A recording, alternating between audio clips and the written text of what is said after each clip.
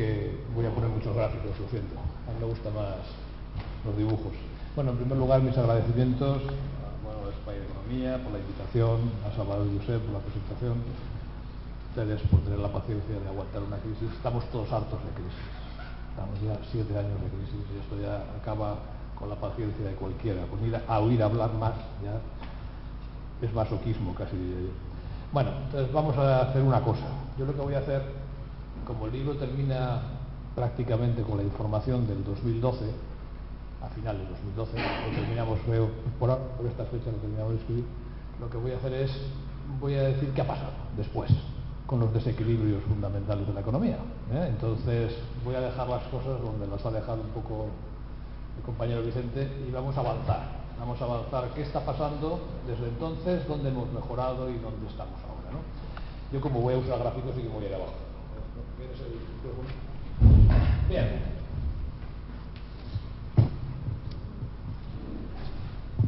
Bien, pues entonces aquí lo que vemos es un poco dónde estamos en cada uno de los principales desequilibrios que yo identifico. Hay muchos más, está I+D, está educación, hay muchas cosas más, ¿no? Pero entonces aquí tenemos áreas donde más o menos el ajuste ya lo hemos conseguido porque hemos hecho avances durante estos años, que serían básicamente la inflación, ahora lo vamos a ver, cuando lo comparamos con Europa, el déficit por cuenta corriente, la recuperación de la competitividad frente a terceros, lo vamos a ver, la construcción por el lado de la producción, el saneamiento del sistema financiero. De hecho, Europa ya nos va a dar el visto bueno, va a levantar ya, bueno, pues un poco los temas que tenía sobre el sistema financiero. Estos son áreas que hemos avanzado mucho y hemos conseguido la integración, el ajuste. Hay alguno más que luego pondré. Otros donde el ajuste va lento, va todavía muy lento y pues va a costar muchísimo. Por ejemplo, el déficit del sector público va lentísimo, honestamente. Esa es la gran losa que tenemos en este momento junto con el endeudamiento. El stock de viviendas no vendidas. Hay 900.000 viviendas sin vender todavía y va a costar venderlas, va a costar mucho. Ahora explicaré por qué. La apertura de los mercados financieros, el crédito, etcétera, etcétera. Reducción de los spread y tipos largos. Es verdad que los spread han caído mucho, es verdad, objetivamente de los 600 hasta los 200 y pico, pero todavía hay un diferencial con Alemania que impide competitividad para las empresas, por lo tanto no se ha ajustado del todo. Hemos conseguido mucho, pero no del todo. El desapalancamiento de los agentes. Es verdad que las empresas están devolviendo muchísima deuda, los particulares también, pero queda mucho. La caída del PIB y la inversión. Estamos todos con inversión negativa, el PIB no crece, todavía hay que ajustar mucho ahí. La caída de la renta familiar y del consumo. Claro, con tanto parados, salarios congelados, eso implica renta disponible de las familias congelada o disminuyendo, así es muy complicado pensar que va a tirar el consumo.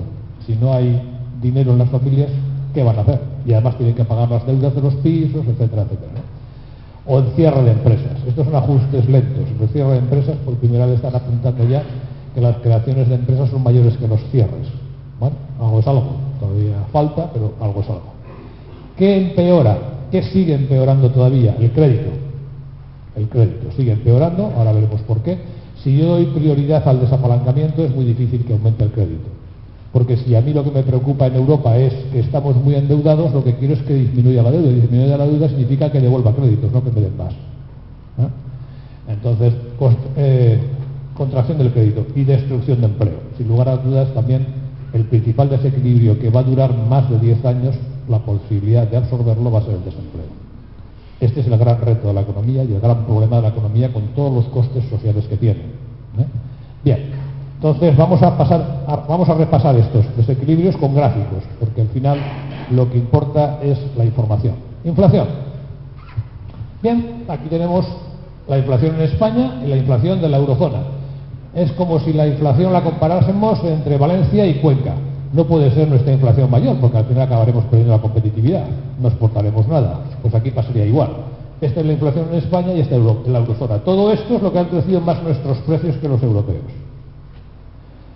Pues hemos perdido competitividad claramente respecto a Europa y eso se traduce razonablemente en menos capacidad de crecimiento. Somos menos competitivos y exportamos menos de lo que podríamos exportar. ¿Qué ha pasado desde la crisis?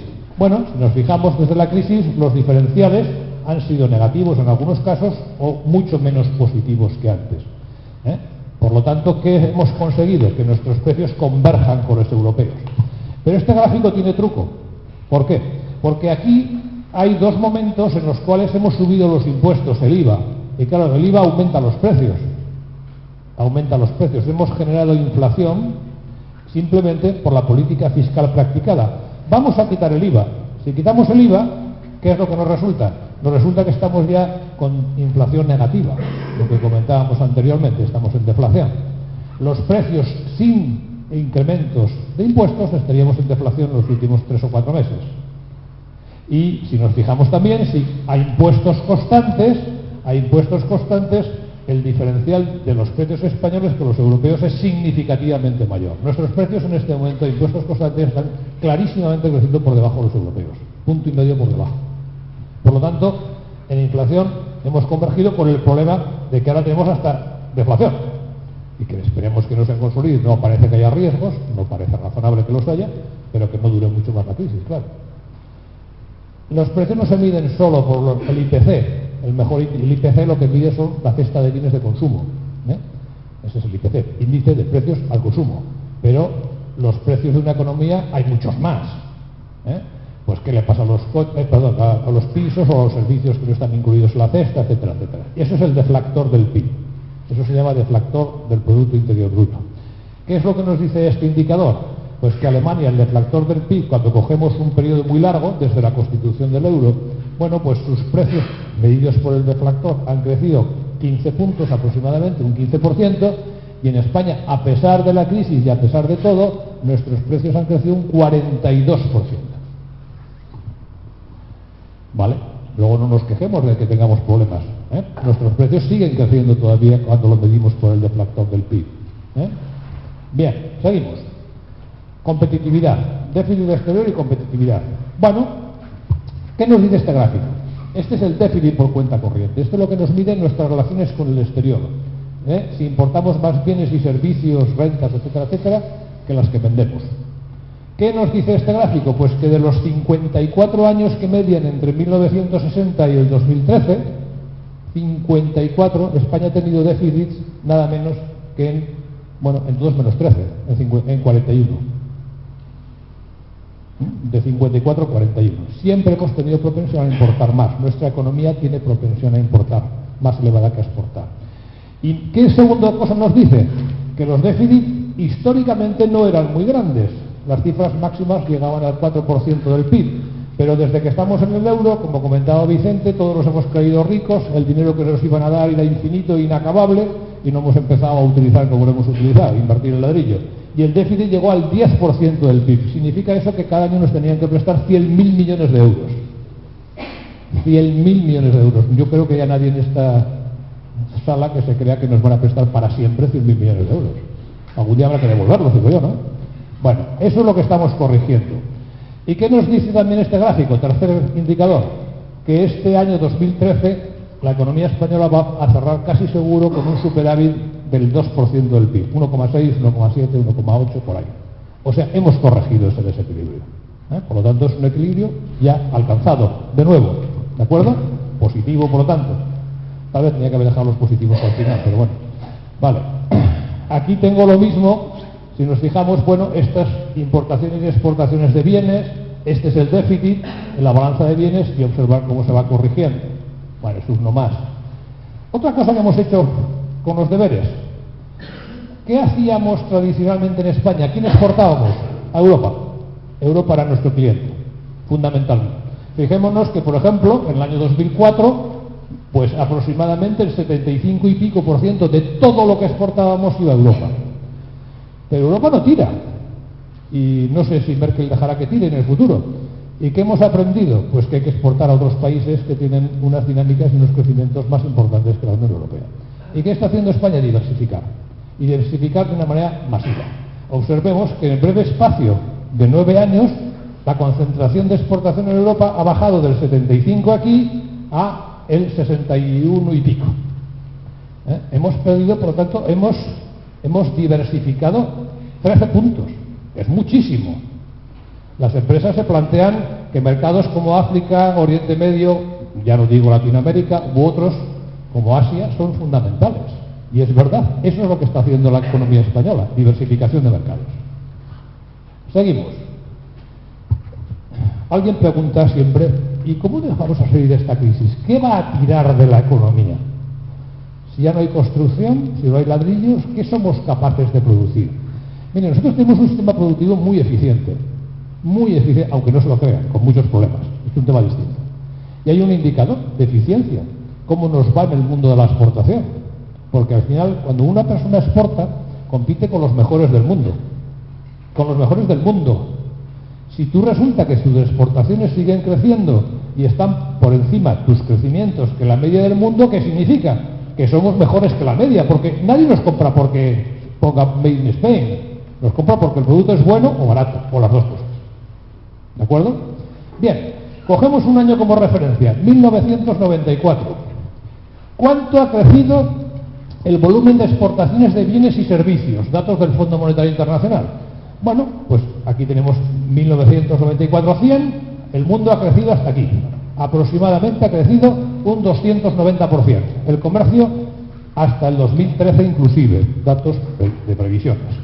Por lo tanto, en los últimos 20 años el comercio mundial de bienes y servicios ha crecido un 240. ¿Cuánto ha crecido el comercio de España? Pues ha crecido más, ha crecido casi el 300%. Hemos crecido por encima de la media española, de la media mundial, compitiendo obviamente con países como China, como India y como en otros países que han mejorado sus cuotas de mercado. Y nosotros hemos mejorado la cuota de mercado en estos últimos 20 años.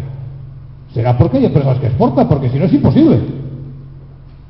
Si no es imposible. ¿Cuál es el único país europeo que ha mejorado más que nosotros sus exportaciones? Alemania. Pero todos los demás países europeos, todos han perdido cuota de mercado a nivel mundial y de una manera muy significativa. Por algo será. Confiemos en nuestro sector exportador, que los que tiren en el futuro sean los que tengan capacidad de competir porque han demostrado que son eficientes. Eso es lo que hay que hacer, apoyar el sector de exportación. No volvamos al ladrillo, por favor. ¿Qué otro indicador nos dijo el informe de situación que publicó el BBV la semana pasada? Pues nos dijo una cosa importantísima. No voy a explicar todo el cuadro, tranquilo. ¿Qué nos dijo? Pues fijaros, nos dijo una cosa como lo siguiente. Las importaciones en España, desde el inicio de la crisis, han caído todos los años un 1,27%. Imaginaros, va cayendo. No están aumentando, están disminuyendo. Alguien dirá, claro, somos más pobres, ya no compramos coches alemanes, ni compramos nada, porque nos va todo mal. Es verdad, eso se llama efecto renta. Efecto renta. De esa caída, 0,73 puntos, o sea, el 58% lo explica la caída de la renta. Pero hay un 42% de esa caída de las importaciones que lo explica otra cosa distinta. España, con la reducción de costes que hemos tenido, con la devaluación interna, nos hemos hecho competitivos. ¿Y qué sucede ahora? Que una parte de la producción que antes importábamos la podemos producir en España igual de barato o mejor. Eso se llama efecto sustitución. Y eso explica el 42% de la caída de las importaciones españolas. Y esto es importantísimo, importantísimo. ¿Por qué? Porque cuando la economía española vuelva a crecer, si mantenemos la competitividad, esas importaciones no se van a producir, porque han sido sustituidas. Y eso es importantísimo. Bueno, ahí tenéis la balanza por cuenta corriente, que ya no la explico, que está en superávit. El endeudamiento, el famoso desapalancamiento, la deuda. Bueno, si nos fijáis, el boom del ladrillo trajo consigo muchas cosas, además de grúas, paradas y cosas de estas. Y es que la deuda de España, frente al exterior, en términos netos, pasó pues del 95, 100 y pico mil millones a 1 billón.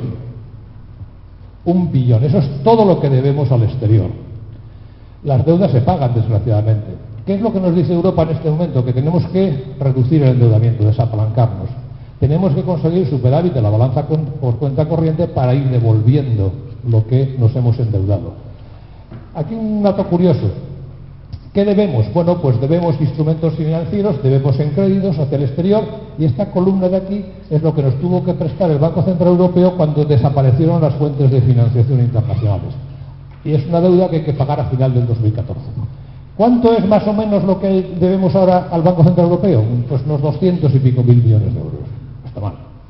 Pero hay que endeudarnos, también. Por lo tanto, el 25% de la deuda es al Banco Central Europeo. Bueno, ¿cómo hemos mejorado la competitividad? Otro indicador razonable. Bueno, si nos fijamos aquí, cuando cogemos el coste laboral unitario, cuánto nos cuesta producir una unidad de output en términos de costes laborales, observemos, esta es Alemania, esta es España, fijaros el diferencial tan tremendo de costes que se han abierto durante la fase expansiva, fijaros la economía española, lo que está cayendo, estamos exactamente ya por debajo de la media europea y acercándonos a Italia. ¿Qué quiere decir eso? Nuestros costes laborales unitarios han disminuido un 7%, eso es lo que se llama devaluación interna. Eso es, y eso es lo que nos da competitividad. Estamos como la media, y ya hemos mejorado pues a países como Francia, como Italia, etcétera, etcétera. ¿De acuerdo? Eso es un ajuste que va bien, está casi conseguido. Aquí tenéis otro indicador. Este es un índice de competitividad armonizado que elabora Europa. Bueno, pues de todo el desfase que habíamos conseguido con Alemania, este es más complicado, no solamente son costes laborales, pues de todo ese desfase hemos corregido un 25 puntos y nos quedaría por corregir 11. Y estamos mejor que todos los países considerados como alternativos. ¿De acuerdo? Esto es un indicador muy importante también, el índice de competitividad, la mejora que hemos conseguido. Por lo tanto, esto lo hace la Unión de Banca Suiza. Aquí tendríamos cómo habremos conseguido este indicador, y si nos fijamos, de ser insostenible en el año 2008 estaríamos en una posición favorable. Favorable. ¿Vale? Eso está bien también, es positivo. Venga. Sector inmobiliario. Bueno, dos cosas voy a decir, porque aquí habría mucho que hablar, esto es una conferencia. Bueno, quedan 900.000 por vender, va a costar muchísimo venderlas. ¿Por qué? Una cosa tan dura. Ah, sí, vale, sí, te lo agradezco. Sí. Bueno, hacía ejercicio, no pasa nada. Bueno, pues por una cosa tan dura como que la demanda de viviendas ha caído. ¿Y por qué ha caído la demanda de viviendas? Porque la inmigración se ha vuelto. Ya no hay gente que viene de fuera y compra una casa o alquila un piso. Tiene mera razón. Porque los españoles muchos están yendo a vivir fuera, porque no tienen trabajo aquí. Porque la formación de hogares ha caído de 150 a 200.000 a 60.000. No se forman hogares. Por lo tanto, en esas condiciones, la demanda previsible de viviendas para los próximos años va a caer aproximadamente de 500 a 600.000 a 100 y pico mil viviendas. Ahí incluyendo todo. Segundas residencias, demanda de personas europeas, etcétera, etcétera. ¿Dónde está concentrada el mayor stock de viviendas? En las zonas, en las provincias que están en rojo, en la Comunidad Valenciana. Un problema muy grave. ¿De acuerdo? Pasa. Bien. Hemos conseguido el ajuste en la vivienda, que es un indicador que está utilizando Europa. Bueno, pues el precio de la vivienda se ha ajustado bastante y sigue cayendo. Si observamos, en la crisis anterior llegó al 80 y cayó un 20% los precios. En la actual llegó a un 300%, fijémonos sobre la precio. ¿Y cuánto hemos conseguido de ajuste? Un 40%. Todavía nos quedaría para conseguir el equilibrio. Nunca se va a conseguir las cifras anteriores, pero aún tendrían que caer un 12%. Voy a poner un indicador, un indicador muy interesante. Es muy difícil decir cuál es el nivel sostenible, pero vamos a poner, por ejemplo, como indicador este. ¿Cuántos salarios necesitaríamos poner para comprar un piso de 100 metros cuadrados de una vivienda libre?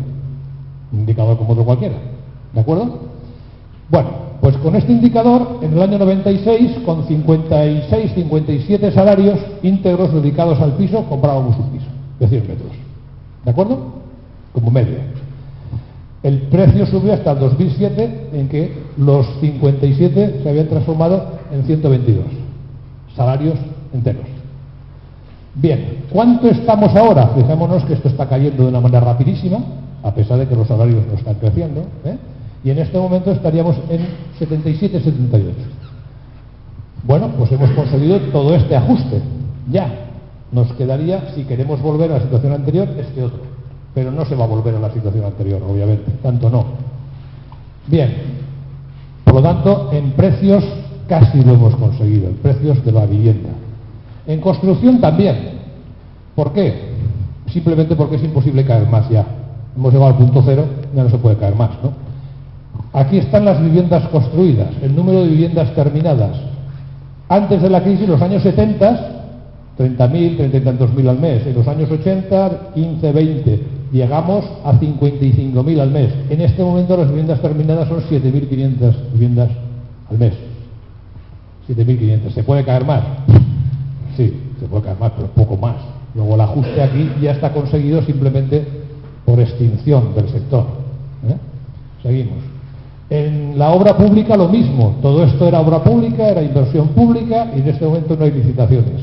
Y lo peor, no va a haberlos en el futuro, porque no hay dinero en los presupuestos. El ajuste prima. En consecuencia, ¿cómo estamos en la burbuja inmobiliaria juntando todos estos indicadores? Estábamos en insostenible y estamos entrando en sostenible ya, tanto por precios como por producción. Lo único que nos queda desajustado fundamentalmente es el stock. Venga, siguiente. Saneamiento financiero, brevemente. Bueno, el sector financiero se ha ajustado sustancialmente, sin lugar a dudas. De hecho, como he dicho, la Comisión Europea va a levantar ya el ajuste. Bueno, ¿qué nos queda aquí? Nos queda, por ejemplo, la tasa de morosidad, que es muy alta. La tasa de morosidad en los préstamos está muy alta y eso es un desequilibrio para el sector bancario. Pero, si nos fijamos, esta es la cobertura de activos dañados, de acuerdo con las previsiones que se hicieron con la reforma de Guindos. Entonces, observemos cómo aproximadamente en este momento el 90% de todos los activos dañados que tenían los bancos ya han sido saneados. Pero que les queda un poquito todavía, pero bueno, está casi conseguido, sigue. Bueno, esto es otro desajuste, que es la relación, pero también fijaros que hemos conseguido un ajuste importante, que es la relación entre créditos y depósitos. ¿Qué prestan los bancos cuando nos dan créditos? Bueno, pues nos prestan el dinero que hemos depositado. Si no es así, si nosotros pedimos más préstamos que lo que nosotros ahorramos y depositamos en el banco, se lo tenemos que pedir a los del exterior. Está claro, al ahorro externo. Entonces, ¿qué ha sucedido? Pues que ha sucedido que durante la fase expansiva la relación que había entre depósitos y créditos era inferior a 100. ¿Qué quiere decir? Que dábamos 100 de préstamos, pero solamente nosotros ahorrábamos 80. El resto nos lo tenían que dar prestado en el exterior. Eso es insostenible. ¿Cuánto hemos ajustado aquí? Pues ahora estaremos ya en el 97. Nos quedan 3 puntos, queda poquito por ajustar. ¿De acuerdo? Bueno, estos son bajas, estas son... Esto es lo que le debemos al Banco Central, ¿os acordáis? Todo este es el préstamo que nos dio, ya nos estamos devolviendo, estaríamos en los 200 y pico mil que comentaba, ¿os acordáis? Ya hemos reducido sustancialmente. Eso termina en el 2014. Nos queda un año, y hay que devolver solo 240.000 millones, una tontería, ¿no? Pero bueno, ¿y esto es cómo va el crédito? Esto no va bien. Si os fijáis, el crecimiento, esta es la tasa del crecimiento, la tasa de crecimiento del crédito, perdón. Aquí hubo años locos de tasas de crecimiento del 27%, absurdos. En este momento estamos en tasas de menos 13, menos 14%. El crédito está cayendo, que es lo que comentaba Vicente anteriormente. Pasa. Bueno, por lo tanto, el sector financiero, salvo la faceta del crédito, y el crédito no se va a corregir hasta que no cambie el enfoque a la Unión Europea. La Unión Europea está obsesionada con el endeudamiento, el desapalancamiento. Hasta que no se consiga corregir eso, el crédito no va a fluir. Y eso va a tardar todavía 2 años, como mínimo. Bueno, déficit público. ¿Qué nos dice esto? Bueno, pues que España tenía antes otros países con déficits importantes, como Grecia, Portugal, y que desde el año 2013 se va a transformar en el enfermo de la Unión Europea. Los déficits del sector público van a ser mucho más importantes que Grecia, que Portugal, que Irlanda, el año que viene, ya. O sea, en términos de déficit público, el ajuste queda mucho por realizar. Es verdad que lo hemos reducido desde aquí, desde el 11 hasta el 6, pero no es suficiente. No es suficiente. Lento. Bien, ¿y qué nos indica este otro gráfico tan interesante? Importantísimo. El déficit no se reparte igual entre comunidades autónomas. Y este gráfico nos muestra que hay una correlación directa entre las comunidades que menos deuda tienen y las que antes van a salir de la crisis y van a crecer más. Y aquí tenemos Canarias y Baleares, que ya están creciendo por encima de la media, sectores turísticos y no muy endeudados, y aquí está la Comunidad Valenciana, que va a tardar más en salir. ¿De acuerdo? Porque está más endeudada. Es que las deudas, desgraciadamente, hay que devolverlas. Bien, en el ajuste presupuestario, por lo tanto, si nos fijamos en este indicador, hemos mejorado, pero poco. Falta mucho. Falta mucho todavía estaríamos en la fase alarmante. Alarmante. No es una fase insostenible, pero es alarmante. Bien, ¿qué está pasando? Aquí tenemos ingresos y gastos de la administración pública, del Estado. Observemos el tremendo desfase que se abrió en el año 2010, con el fortísimo incremento de los gastos y la caída de ingresos por la crisis. Se ha recuperado, pero los ingresos no acaban de tirar, porque estamos en crisis. A pesar de que subamos los tipos de interés, no acaban de tirar. ¿De acuerdo? ¿No? ¿Por qué? Pues por mucho que subas el IVA, pues lo único que haces es desincentivar todavía más el consumo o marcharte al mercado laboral. Pero en fin, Y aquí tenemos los gastos, que es verdad que han caído en esta primera fase, pero después no han caído. Luego el ajuste sigue sin producirse. Crecimiento del PIB. Bien, vamos a ver. ¿Qué nos dice este gráfico? Que hubo un momento de crisis de todos los países aquí, importantísimo, pero que en este momento la crisis es de la eurozona. Los demás países tienen tasas de crecimiento positivas, los demás países desarrollados, el mundo, Japón, Estados Unidos o Reino Unido. El único conjunto de países o la zona importante que va a tener tasas de crecimiento negativas este año es la eurozona. Por lo tanto, cuando hablamos de crisis, hablemos de la eurozona. Sí. ¿Por qué? Eso viene después a raíz de las cosas que decía Vicente, de Merkel, y que los países que tienen margen tendrían que tirar y cosas de estas. Bueno, esta es un poco la evolución del PIB de España. ¿Qué elementos estaban tirando antes? Estaban tirando cosas como la demanda interna, la construcción, la inversión pública, como todas estas se han vuelto negativas, y lo único que tira es el sector exterior. Dale la otra. Si os fijamos aquí, antes tiraba la demanda interna, que es lo azul, y la demanda externa, exportaciones menos importaciones, tenía saldo negativo.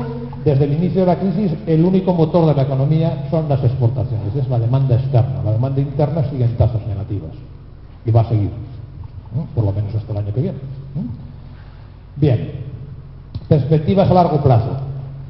Hay un elemento complicado.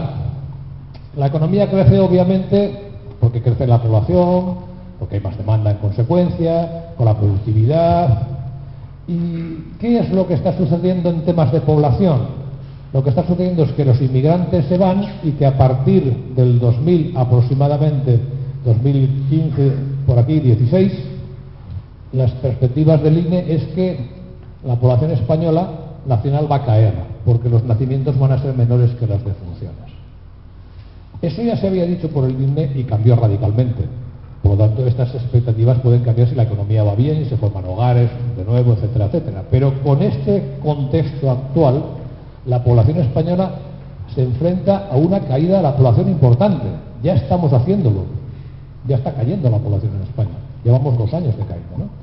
Y claro, eso es el crecimiento potencial de la economía con una población decreciente es menor.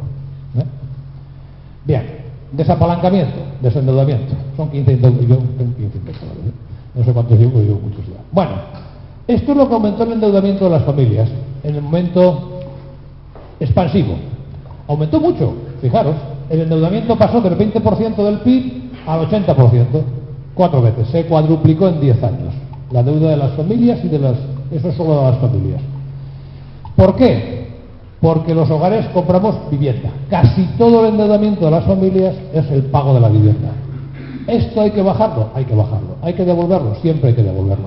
¿Estamos bajando? Sí, pero a un ritmo muy lento. Un ajuste que va muy lento. Pero hay que devolver, porque hay que devolver el dinero. La riqueza de las familias también va cayendo, porque si cae el precio de la vivienda, ¿qué le pasa a la riqueza familiar? Que es menor. Y si somos menos ricos, el efecto de riqueza es que consumimos menos. Pero en fin. Bueno, las empresas, lo mismo. Las empresas, observemos el fortísimo crecimiento de la deuda empresarial, del 50% del PIB pasó al 140% del PIB, se triplicó, y aquí la deuda sí que va disminuyendo de una manera muy rápida.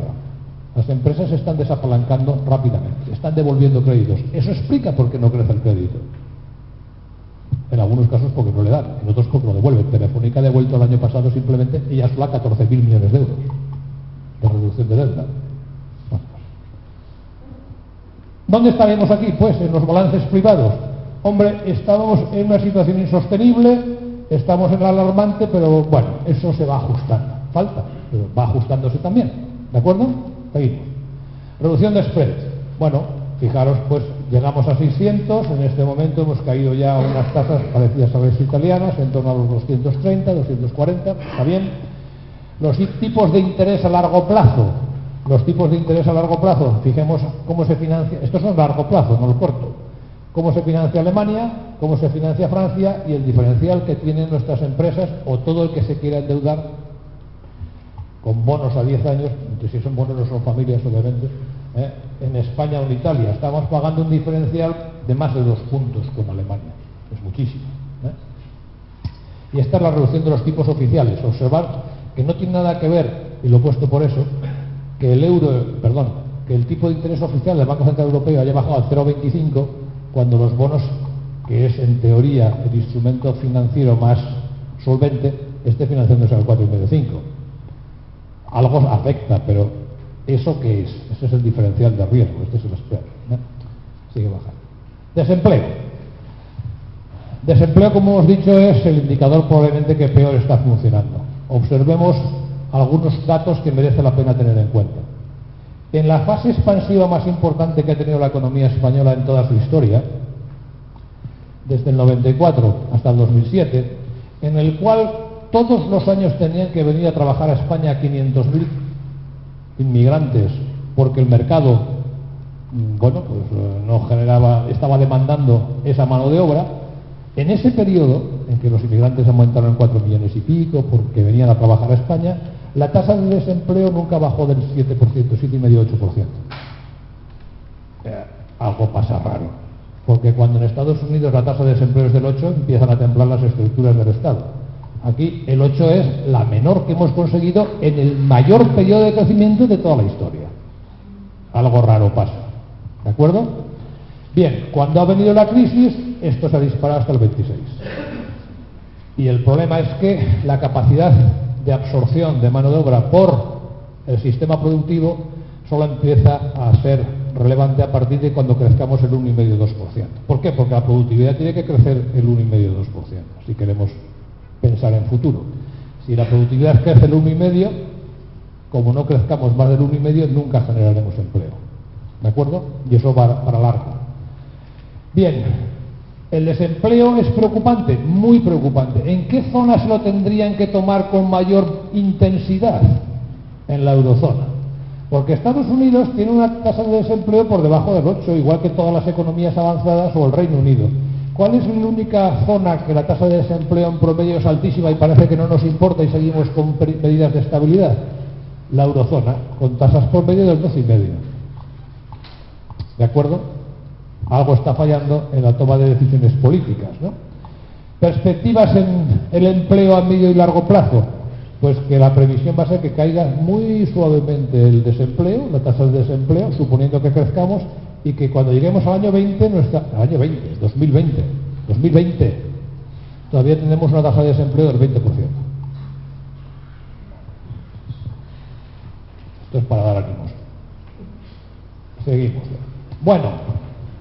Termino, si las cosas no cambian, obviamente, claro, no vamos a cruzar los dedos allí. Pero en fin, vamos a ver.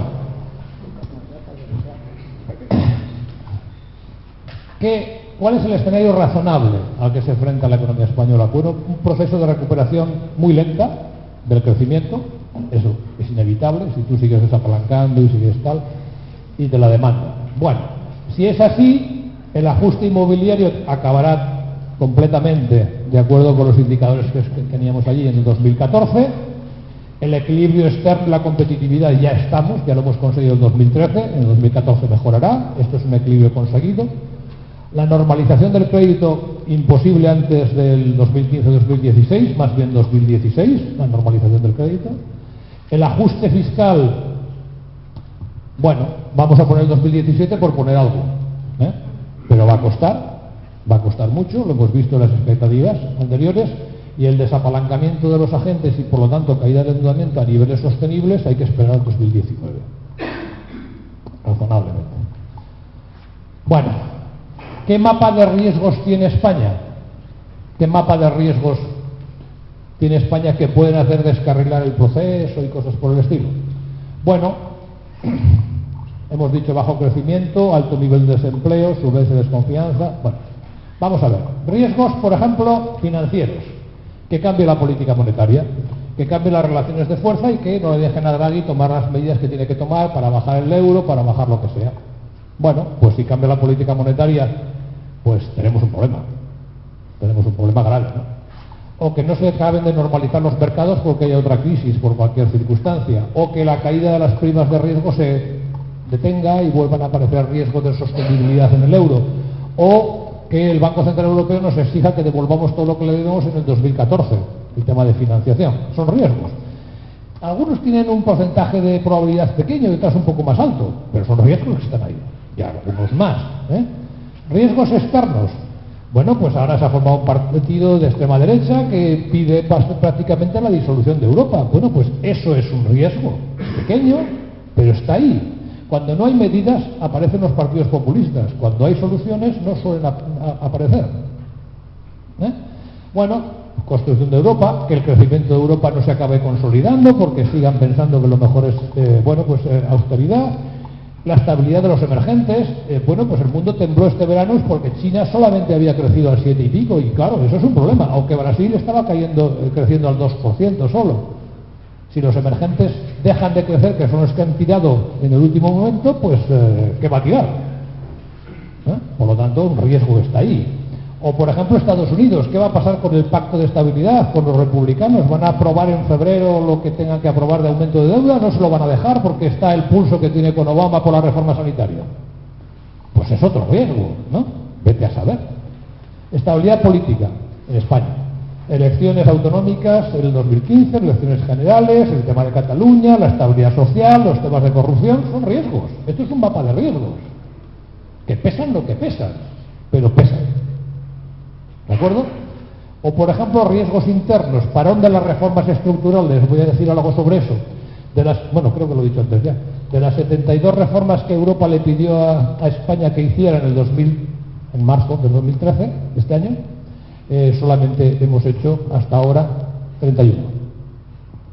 Faltan 41 importantísimas. ¿Está claro? Que da la sensación que no se van a tomar, y es un riesgo alto. Reforma del sector eléctrico, en fin, hay muchísimas, importantísimas aquí, ¿no? Desapalancamiento brusco, porque si cae demasiado el endeudamiento demasiado brusco, va a caer mucho más la demanda, en consecuencia. Una sobrereacción, por ejemplo, de los precios de la vivienda, que cayeran demasiado deprisa, porque el Sareb inyecte, imaginémonos, y automáticamente se hundan los precios, porque eso afectará a alquileres, afectará a muchas cosas. Hay que hacerlo con contención. Insuficiencia del crédito, que siga arrastrando empresas que son viables simplemente porque no vaya a esas empresas el crédito que necesitan, o lento ajuste del sector público. Son riesgos todo esto, ¿no?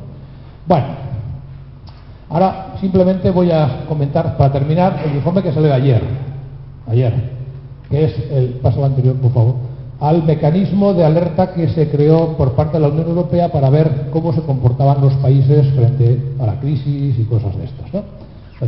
Europa siempre había tenido la preocupación de buscarse indicadores para todos los países para ver si había convergencia. Este es los criterios de convergencia de Maastricht, los recordemos antiguamente, la IPC, la deuda, el déficit, convergencia de tipos de cambio y tipos de interés. Entonces, con la crisis tan fuerte que ha habido en todos los países europeos, los planes de rescate, todo eso, Europa dijo, estos indicadores no me valen, voy a buscar otro paquete de indicadores. Entonces, se plantearon estos indicadores que son los que sigue la Comisión Europea en este momento, los que está siguiendo la Comisión Europea. Entonces hay para medir los desequilibrios externos y para medir los desequilibrios internos. Hay 11 indicadores, ¿vale? Están muchos de los que hemos visto. Déficit por cuenta corriente, posición de inversión internacional, el tipo de cambio efectivo, la cuota de mercado externa, coste laboral, los tenéis ahí. Estos son los indicadores que ahora va siguiendo Europa para todos los países europeos, sobre todo los de la eurozona, ¿de acuerdo? Bien, entonces, ahora vas a pasar. Bueno, aquí están los indicadores explicados cómo se calculan, no los voy a explicar obviamente, y vamos a ver algunos de los indicadores, los que han aparecido ayer, en el informe de ayer. Déficit por cuenta corriente. Déficit por cuenta corriente. Bueno, aquí tenemos todos los países, observemos, estos son los de la eurozona, el peor, bueno, sería Chipre, Grecia, Portugal y España, con datos del 2008. Observemos que España ya ha pasado a positivo, como casi todos los países de la zona euro. Ojo, son las perspectivas para el 2014. En el ajuste externo, los desequilibrios de los países prácticamente han desaparecido. ¿De acuerdo? Siguiente indicador. Esto es la posición de inversión neta, lo que debemos a nivel internacional. ¿De acuerdo? Entonces, si nos fijamos, Portugal es el que más debía en el año 2008, pero ahora, y España está aquí. Este es 2008, este es 2012 y esta es previsión para el 2014. ¿Qué es lo que nos dice el indicador? Que no hemos corregido casi nada. Que no hemos corregido casi nada. Este es uno de los indicadores que más les preocupa a Europa. Que devolvamos las deudas frente al exterior. Esto es, en esencia, el endeudamiento neto. Siguiente. No están todos, no están los 11, o sea que no, tranquilo. Entonces, aquí teníamos el endeudamiento de las familias y del gobierno. Bueno, España estaría aquí. Estos son los datos de 2008 y cómo ha bajado hasta aquí. Entonces, ¿qué quiere decir? Pues que las corporaciones, las empresas, ya os he comentado que estaban bajando su deuda, bajando bastante su deuda, y las familias más lentamente, pero también. No estamos en una posición tan mala como en la global. Estamos aquí, ¿de acuerdo? Sigue siendo un elemento de preocupación para Europa, de todas formas. Es un elemento de preocupación. Precios de las casas. Otro indicador. Bueno, aquí si observamos estaríamos aquí ya en el punto rojo, por lo tanto el ajuste prácticamente estaría casi conseguido. ¿De acuerdo? Siguiente. Tasa de desempleo. Está peor que antes, mucho peor que antes. Este era el dato en el 2008, este es en el 12, y esta es la previsión para el 2014. ¿Qué quiere decir eso? Que España seguirá siendo el país con la tasa de desempleo más alta de toda Europa. Y están ahí los datos apuntando hacia un 27% junto con Eslovenia. 27. Sí, seguimos. Bueno, no lo leo. Aquí está, este es el informe que dedica la Comisión a España, esta parte. Esto es lo que dedica. Y aquí aparecen todos uno a uno los 11 indicadores, como entiende la Comisión cuáles están bien y cuáles están mal, ¿no? En resumen, incumplimientos. España incumple 6 de los 11. 6 de los 11. ¿Cuáles son los principales incumplimientos? La posición internacional, el tipo de cambio, la cuota de mercado, deuda pública, deuda privada y desempleo. ¿Cuáles son los cumplimientos? Déficit por cuenta corriente, costes laborales unitarios, flujo de crédito al sector privado, porque no les preocupa que caiga el crédito al sector privado, lo que preocupa es que disminuyan las deudas, el desapalancamiento. Curioso, El precio de la vivienda y pasivos del sector financiero. Entonces, ¿qué le pasa finalmente para terminar? Que España necesita continuar con las reformas estructurales, es lo que le dicen en el informe. El informe es interesantísimo porque no solamente cada país tiene su pequeña visión y pequeña valoración. Por primera vez, por ejemplo, una cosa que comentábamos antes, el informe se mete con Alemania diciéndole, mire usted, tan desequilibrio es que España lleva el 4% del PIB como que usted tenga un superávit del 6% del PIB. Sigue siendo igual de desequilibrio. Corrija usted su desequilibrio. Y por primera vez la Comisión le dice a los países con alto superávit que tienen que gastar y ayudar a los países del sur a salir de su crisis. Eso es lo que le dice. Bueno, y aquí el problema que tenemos en España, para mí, es que hemos parado las reformas estructurales. Están paradas. En Madrid existe un poco, en este momento, la sensación de que ya hemos hecho los deberes, de que ya hemos salido de la crisis o que ya estamos empezando a salir.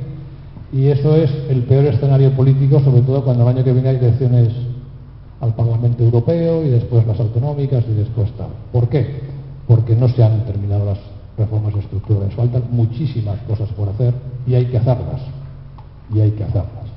Si no, no conseguiremos sanear la economía completamente. Esto es una oportunidad histórica para conseguirlo. Faltan solo el 60 y tantos % de todas las reformas por aprobar. No sé si queda alguna más, pero bueno, ya está, ya he terminado. Muchas gracias.